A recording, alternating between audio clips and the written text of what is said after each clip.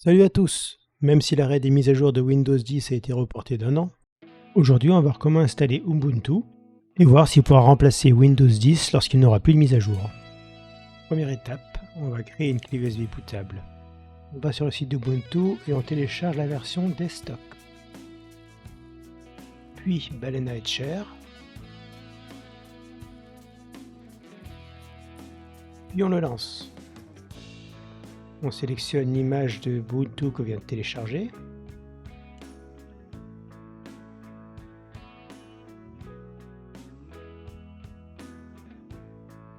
Puis on sélectionne notre clé.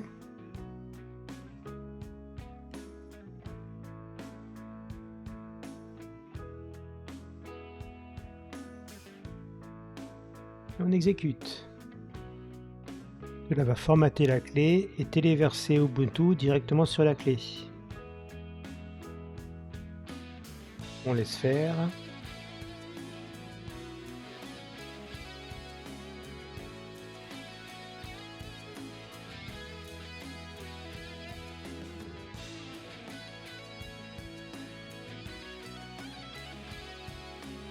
Cela dure entre 2 et 3 minutes.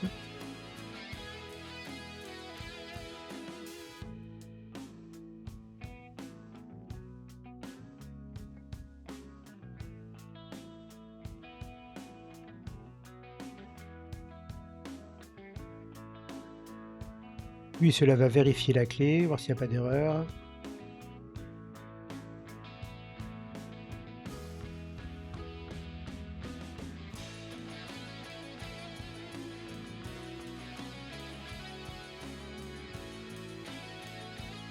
L'installation est finie, on peut éjecter la clé.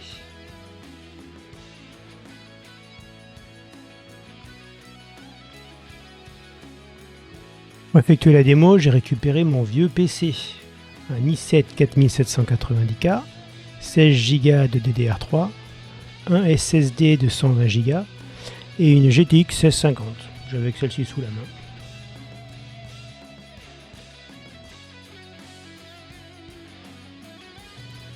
On monte la carte mère, il y avait un petit water cooling à l'époque.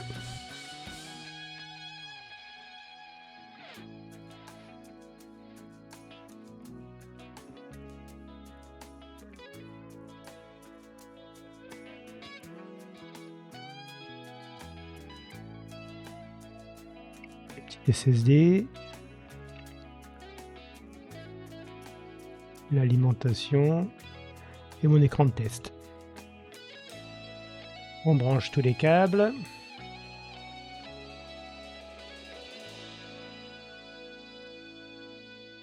USB 3, le SSD et la carte graphique. On alimente la carte graphique et on referme le PC. Le clavier, la souris, la clé Ubuntu. Et c'est parti. On appuie sur la touche Sup pour aller dans le BIOS.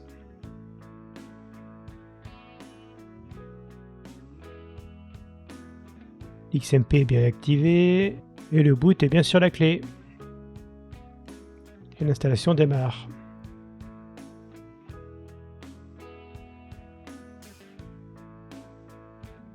Choisis français, l'installation habituelle.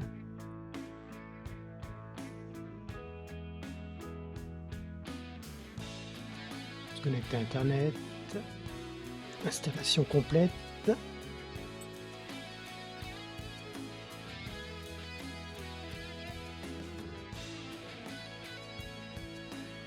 Recherche de mise à jour.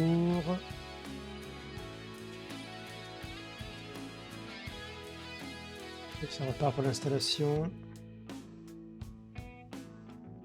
On crée notre compte, mettre un mot de passe.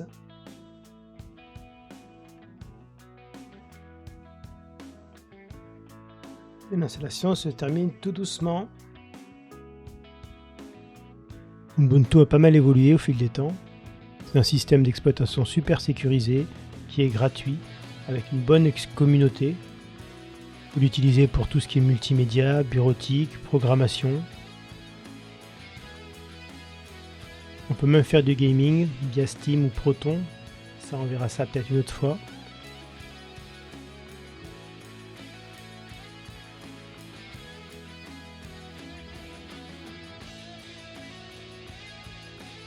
Et voilà, l'installation est terminée.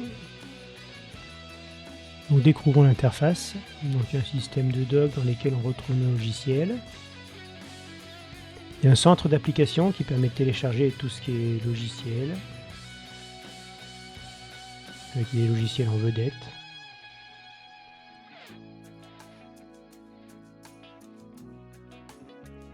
Donc le système de fichiers est compatible avec Windows, l'inverse n'est pas vrai.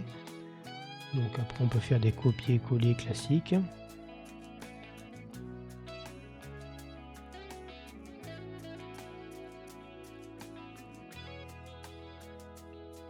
Gestionnaire fichier normal, on va dire, simple, efficace.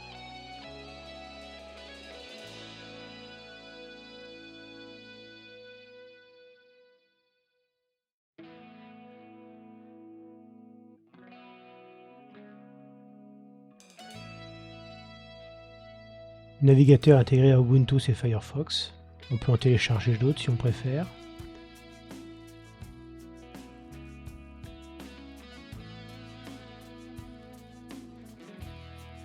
On peut synchroniser nos favoris, nos mots de passe, notre historique, en fonction de divers appareils.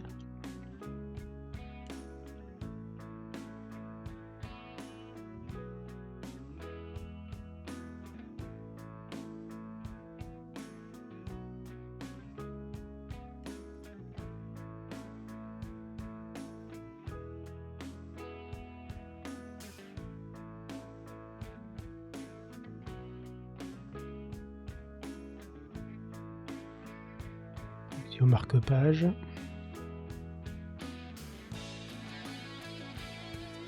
il y a un centre d'application qui permet d'installer tout ce qui est logiciel. Il y a Calc, Draw, Writer, Impress, toute la suite LibreOffice.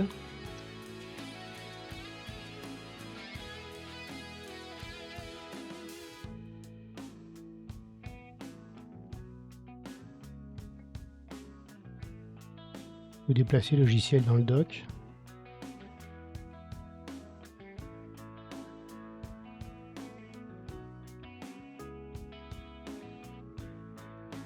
Il y a LibreOffice d'intégrer, donc vous retrouvez Writer,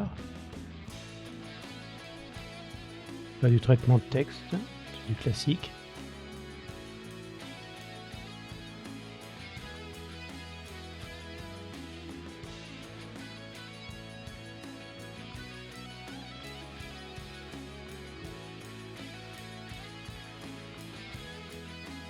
Vous retrouvez Calc, le tableur, Draw, pour faire des dessins.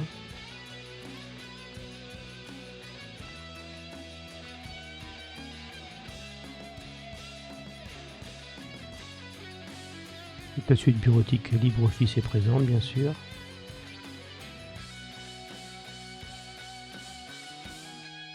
Bien sûr, quand on fait du traitement de texte, il faut pouvoir imprimer.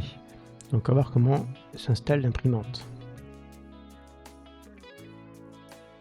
Nous allons dans les paramètres, on cherche les imprimantes.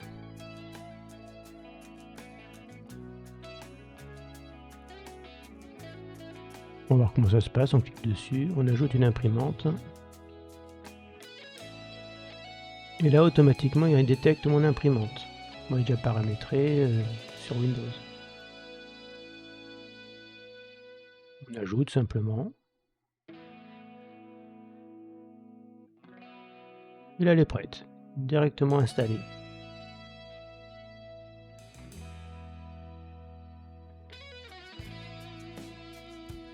On va essayer d'aller imprimer un texte.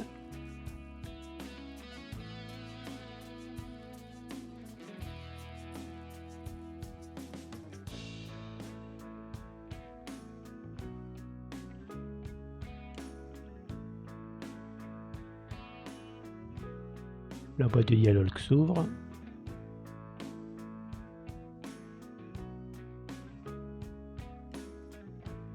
et c'est imprimé. Très facile.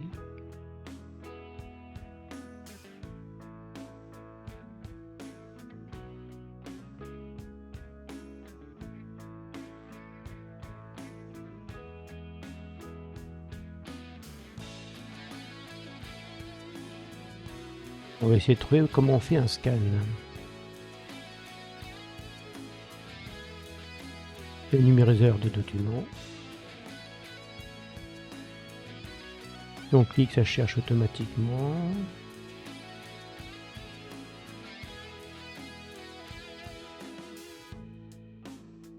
J'ai détecté l'imprimante, ça c'est facilement.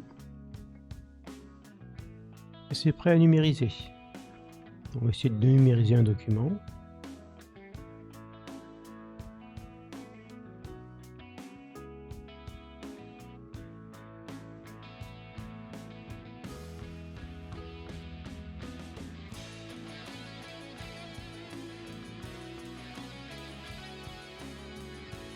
Et voilà, le texte que j'avais imprimé tout à l'heure apparaît ici.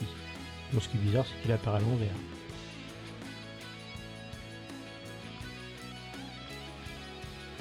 On constate par ailleurs qu'il y a un lecteur de PDF intégré.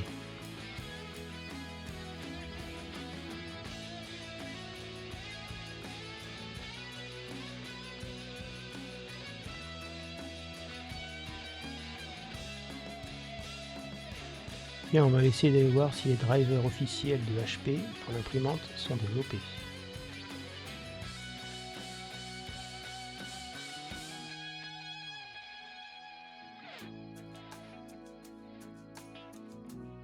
On va sur le site officiel de chez HP, on tape la référence de l'imprimante.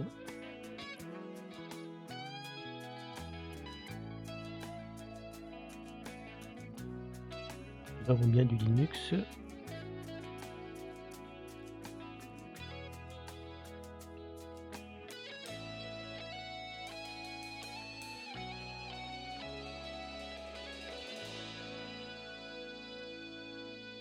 Mais ils disent que c'est la communauté qui gère. Merci HP. Donc on a une application agenda qui permet d'ajouter l'agenda. On peut en importer un.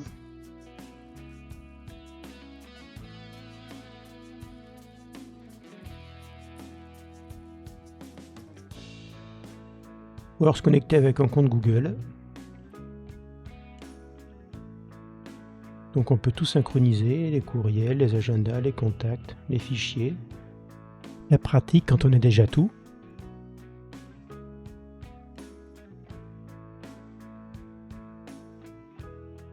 On a une messagerie. C'est Thunderbird.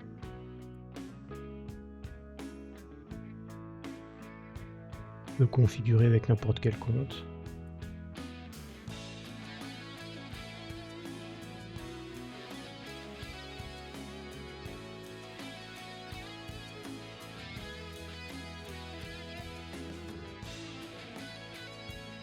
Donc il y a un lecteur vidéo d'intégrer, un gestionnaire de caméra, bon il n'y a pas de caméra de branchée dans notre round.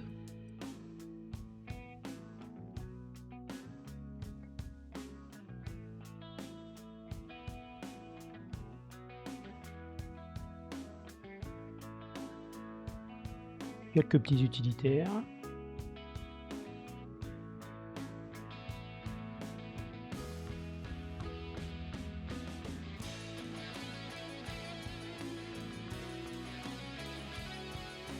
Je vais installer Visual Studio avant de lancer la vidéo.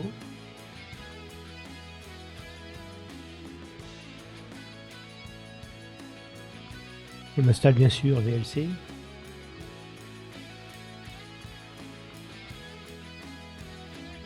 Une visionneuse d'images. Un peu plus tard, j'ai trouvé un gestionnaire de bibliothèque photo. Un logiciel de capture d'écran.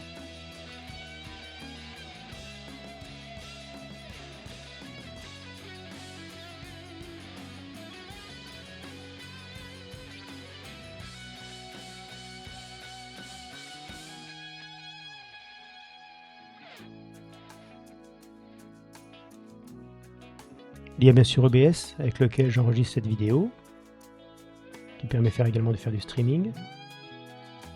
Le lecteur multimédia VLC, qui est identique à celui de Windows.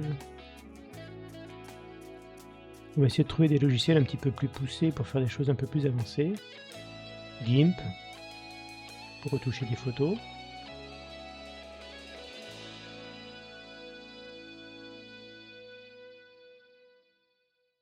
C'est un grand classique. C'est une version identique à celle de Windows et c'est un grand concurrent à Photoshop.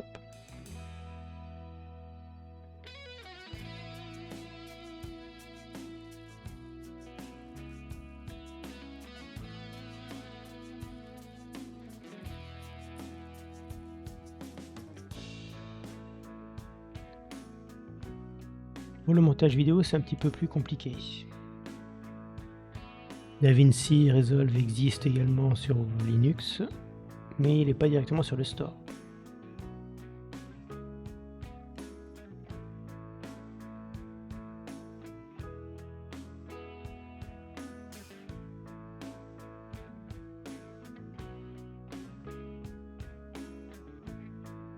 Télécharger des paquets et faire l'installation.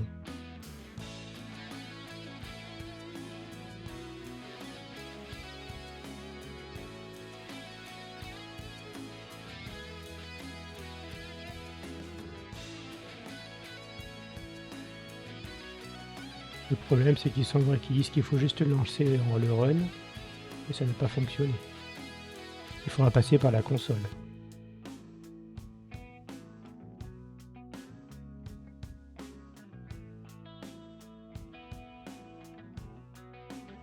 Il y a Steam qui existe également. Je l'ai installé, mais la plupart des jeux ne sont pas encore tout à fait compatibles. Le mieux étant de passer par un émulateur. Steelwine.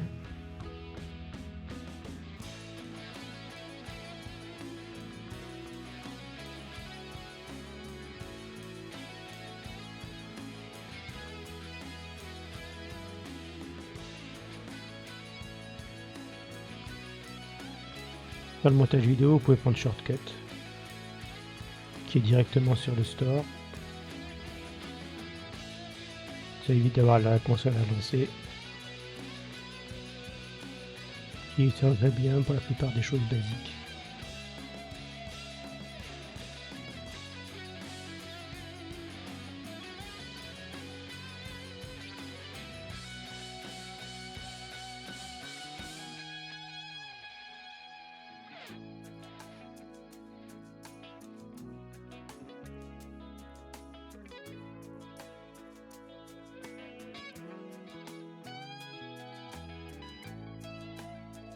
Voilà, on a installé Ubuntu de A à Z, du montage du PC à la découverte des logiciels.